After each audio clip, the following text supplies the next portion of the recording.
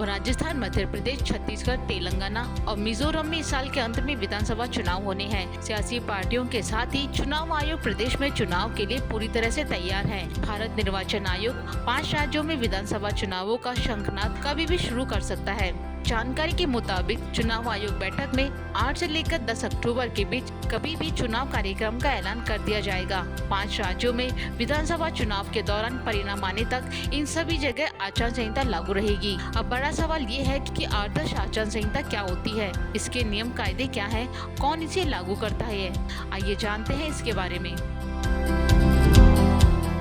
दरअसल देश में या किसी भी राज्य में चुनाव से पहले एक अधिसूचना जारी की जाती है। इसके बाद उस राज्य में आदर्श आचार संहिता लागू हो जाती है और नतीजे आने तक जारी रहती है। निष्पक्ष चुनाव किसी भी लोकतंत्र की बुनियाद होती है।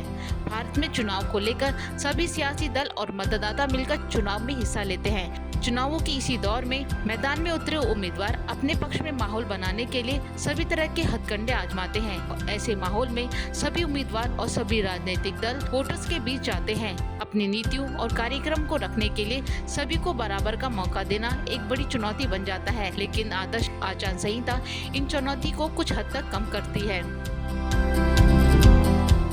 चुनावों की तारीख का ऐलान होते ही आचार संहिता लागू हो जाती है और नतीजे आने तक जारी रहती है। चुनाव आयोग की ओर से जारी किए गए दिशा निर्देश को सभी राजनीतिक पार्टियों को मानना होता है।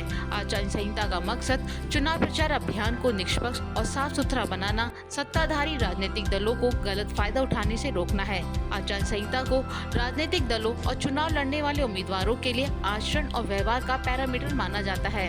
आदर्श आचार संहिता किसी भी कानून के तहत नहीं बनी है। ये सभी राजनीतिक दलों की सहमति से बनी और विकसित हुई है। चुनाव में सरकारी मशीनरी का दुरुपयोग रोकना भी आदर्श आचार संहिता के मकसदों में शामिल है। सबसे पहले 1960 में केरल विधानसभा चुनाव के दौरान आचार संहिता के तहत बनाया गया कि क्या करें और क्या न करें। साल 1962 के लोकसभा आमसभा चुनावों में पहली बार चुनाव आयोग ने इस आचार संहिता को सभी मान्यता प्राप्त राजनीतिक दलों में वितरित किया। 1967 के लोकसभा और विधानसभा चुनावों में पहली बार राज्य सरकार से आग्रह किया गया कि वो राजनीतिक दलों से इसकी पालना करवाएं। तभी से ही सभी चुनावों में आदर्श आचार संहिता का पालन होता है। चुनाव आयोग समय समय पर आचार संहिता को लेकर राजनीतिक दलों से चर्चा करता रहता है ताकि इसमें सुधार की प्रक्रिया बराबर चलती रहे। चुनावों में उम्मीदवार और सभी राजनीतिक दल अपनी बात वोटर तक पहुंचाने के लिए चुनाव सभा, जुलूस, भाषण, नारेबाजी और पोस्टरों का इस्तेमाल करते हैं। आदर्श आचार संहिता में राजनीतिक दल और उम्मीदवार के सामान्य आचरण के लिए दिशा निर्देश दिए गए हैं। जैसे चुनाव को लेकर तारीख और परिणाम आने की तिथि की घोषणा होती है। आचार संहिता लागू होते ही राज्य सरकार और प्रशासन में कई तरह के अंकुश लग जाते हैं। सरकारी कर्मचारी चुनाव प्रक्रिया पूरी होने तक निर्वाचन आयोग के तहत आ जाते हैं। आदर्श आचार संहिता में रूलिंग पार्टी के लिए कुछ खास गाइडलाइन दी गई हैं, जिसमें सरकारी मशीनरी और सुविधाओं का उपयोग चुनाव नहीं करने और मंत्रियों और अन्य अधिकारियों द्वारा अनुदानों, नई योजनाओं आदि का ऐलान करने की मनाही होती है।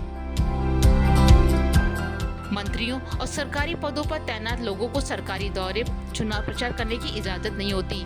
आचार संहिता में सरकारी पैसे का इस्तेमाल कर विज्ञापन जारी नहीं किया जा सकता। इसके अलावा चुनाव प्रचार के दौरान किसी भी प्राइवेट लाइफ का जिक्र करने और सांप्रदायिक भावनाएं भड़काने वाली कोई भी अपील करने पर भी पाबंदी लगाई गई है। अगर कोई सरकारी अधिकारी या पुलिस अधिकारी किसी भी राजनीतिक दल का पक्ष लेता है तो चुनाव आयोग उसके खिलाफ कार्रवाई करने का अधिकार होता है। इसके अलावा चुनाव सभाओं में अनुशासन और शिष्टाचार कायम रखने और जुलूस निकालने में भी गाइडलाइंस बनाई गई है। किसी भी उम्मीदवार या पार्टी को जुलूस निकालने या रैली और बैठक कराने के लिए चुनाव आयोग से अनुमति लेनी पड़ती है और इसकी जानकारी निकटतम थाने में देनी होती है। हेलीपैड, मीटिंग ग्राउंड, सरकारी बंगले, सरकारी गेस्ट हाउस जैसी सार्वजनिक जगहों पर कुछ उम्मीदवारों का कब्जा नहीं होना चाहिए। इन्हें किसी उम्मीदवार को समान रूप से मुहैया कराना चाहिए। इन सभी कवायद का मकसद सत्ता में गलत इस्तेमाल पर रोक लगाकर सभी उम्मीदवारों को बराबरी का मौका देना होता है। लोकवार्ता न्यूज, जयपुर।